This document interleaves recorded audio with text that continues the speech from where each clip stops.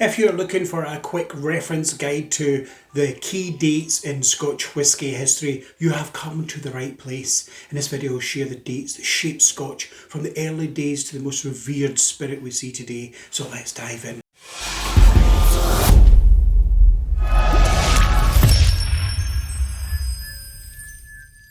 Hello, Hendo here. Welcome to the History of Scotch Whisky timeline. Scotch whisky has humble roots in farming, barley grain, then rose in the 19th century industrial revolution. It's been a roller coaster ride ever since. Origins go back much further, but in 1494, the earliest record of distilling in Scotland. 1644, the first tax on Scotch whisky. 1690, the first distillery mentioned by name, Tosh, Easter Ross. Robert Burns' favourite dram. 1720, Kennet Pans was the first commercial distillery by the Stephen family. In 1725, the malt tax riots in Glasgow. 1763, Glenturret Distillery is founded near Crieff. 1774, the Wash Act, Lowland stills and tax per gallon. 1770, Kilbaggy Distillery was founded, and there were 400 illicit stills in Edinburgh in that year alone. In 1779, Bowmore and Islay was founded. 1784, Wash Act, Highland line was introduced, the Lowlands and the Highland, lower tax in the north. Pot distilled whisky from Highlands became highly regarded. In 1786, the Scottish Distillery Act, the duty rise in Strath-Islay and Speyside was founded that year, and also a Scotch drink poem by Robert Burns detailing his love of the drink in the same year. In 1815, Ardbeg and Laphroaig distilleries were founded in Islay.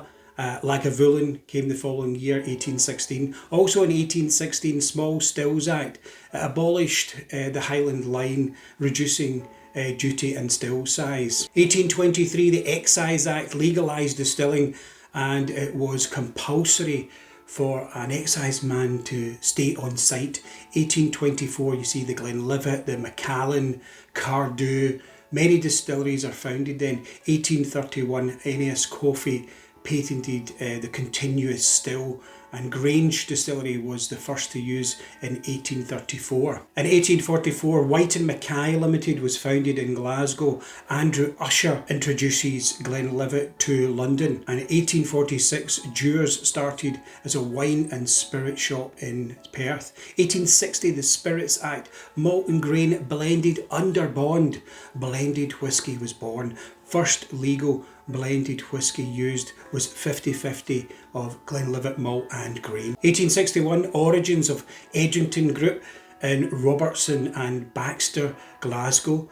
1863, the Strathspey Railway and Highland Line Railway open the transport access to the Highlands. 1869, Cragganmore, first distillery purposely built next to a railway. 1875, Sale of Food and Drug Act and Trademarks Act were introduced.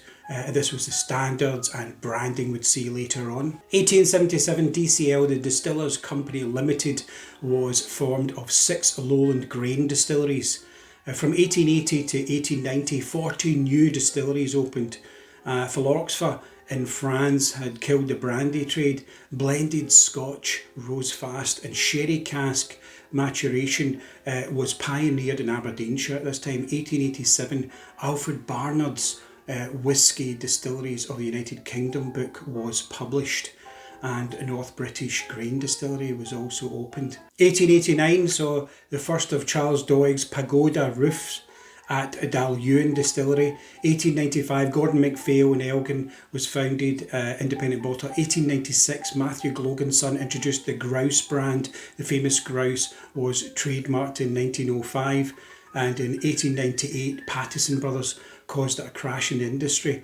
In 1900, the world's first video ad was by Tommy Dewar, a whisky ad. In 1909, Johnny Walker Black Label was created in 120 countries by 1920. 1915, Immature Spirits Act. aged 2 years in the cask, then 1916 minimum of 3 years in the cask. Distilling was prohibited during both of the World Wars. 1925, John Walker, John Dewars and James Buchanan, the big three, amalgamated. This caused consolidation in the industry. Many distilleries were closing at this time. In 1930, Whisky Book by Aeneas MacDonald was published, and in 1933 the Finance Act was the first legal Scotch whisky definition in UK law. 1941, SS Politician sank with its whisky and inspired the Whisky Galore book and films. In 1942, the SWA, the Whisky Association, was founded with its origins back in 1917. 1963, Glenfiddich launches the first single malt Scotch whisky. 1981, the Whisky Loch overproduction crisis. Port Ellen closed in 1983. In 1987, saw the Guinness takeover DCL. Glenmorangie launched their first wood finish series. 1988, Burns Stewart Distilleries was founded, bought by Distill in 2013. 1989, United Distillers launched the classic malts in the US, was really going to become the Scotch Whisky Regions. 1994, Suntory acquired Morrison Bowmore Distillers, then Beam in 2014. 1995, Arran Distillers established.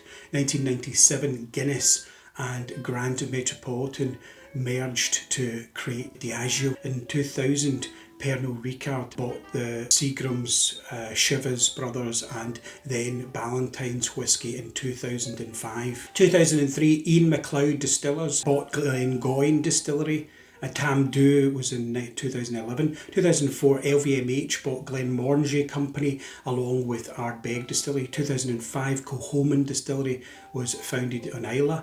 2009, you have the Scotch Whisky Regulations, which defines the laws and labelling and bottling, etc. 2014, Craft Distillers Association was established, just as craft gin distillers are moving into whisky. 2016, you have Brown-Forman, who bought Glendronach and Brenriach and Glenglassaugh distilleries.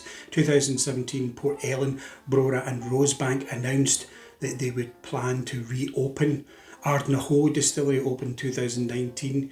And this week in June 2022, the words Scotch whisky have been trademarked in the US. You have World Whisky Day is celebrated on the third Saturday of May. The National Scotch Day in the US is on the July 27th.